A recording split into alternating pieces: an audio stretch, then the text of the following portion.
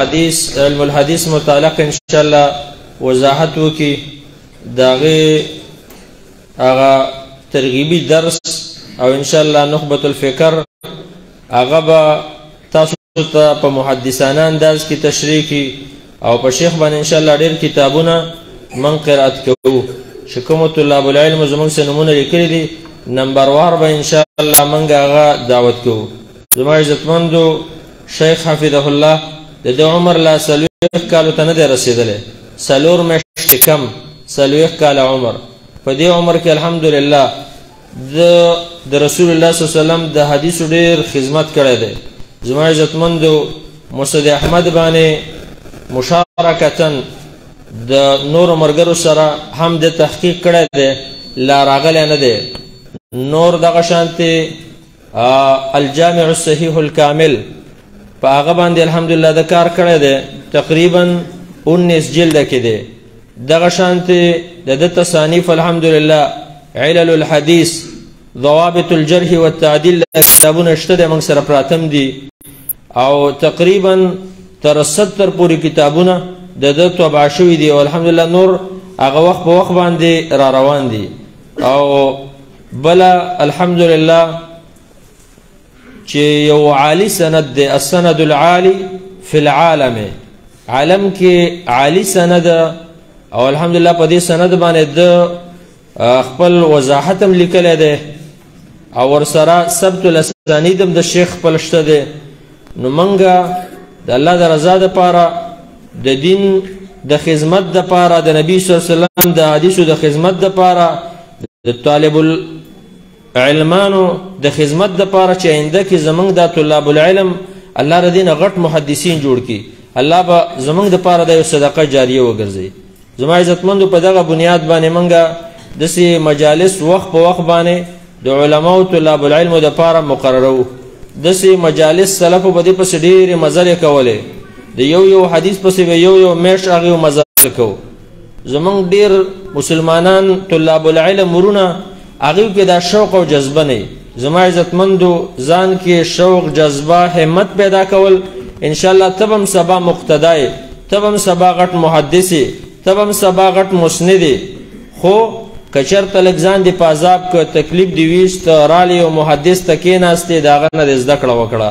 انشاءالله شیخ حفظه الله هغه به درس شروع کوي.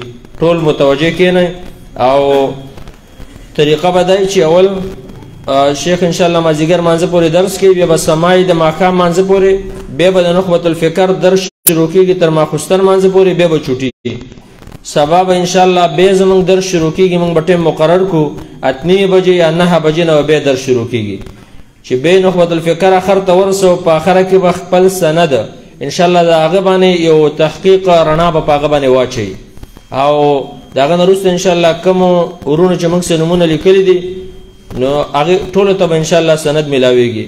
کوم ورونه چې هغې وړاندې دي او د فیسبوک د صفحې نه هغې د شیخ درس اوري نو د شیخ هغه ته اجازه ده.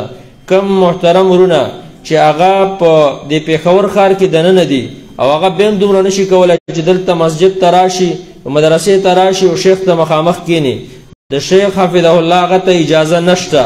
که غواړي چې اجازه حاصله کړم عالي سند مې پکار دی دلته به راشي، که نه هغه ورونه چې هغه په باجوړ، دیر، سوات دې علاقو باندې دي مجبوره دي، غریبانان لرې دي ځای هغې له پکار دي، دا هم څه لرې نه دی سره په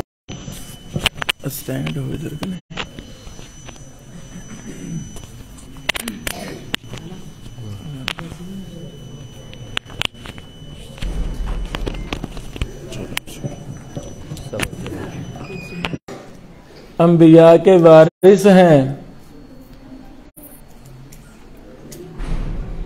मुबारक हो आप ही वो लोग हैं जो अंबिया अलैहिमुस्सलातु वस्सलाम के वारिस हैं, मुबारक हो।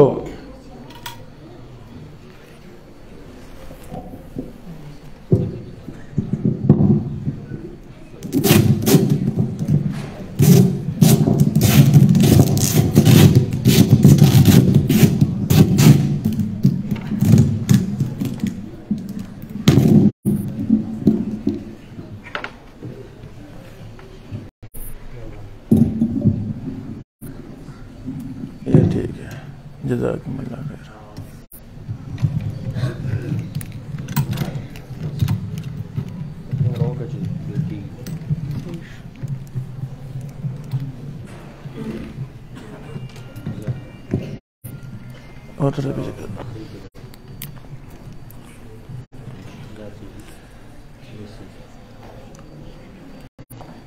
عالم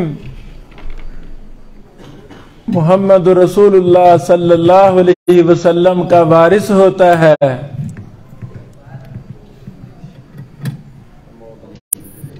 یہ بہت بڑی ذمہ داری ہے کہ کوئی طالب علم علم دین کی طرف آ جائے پھر صحیح وارث نہ بنے، اس سے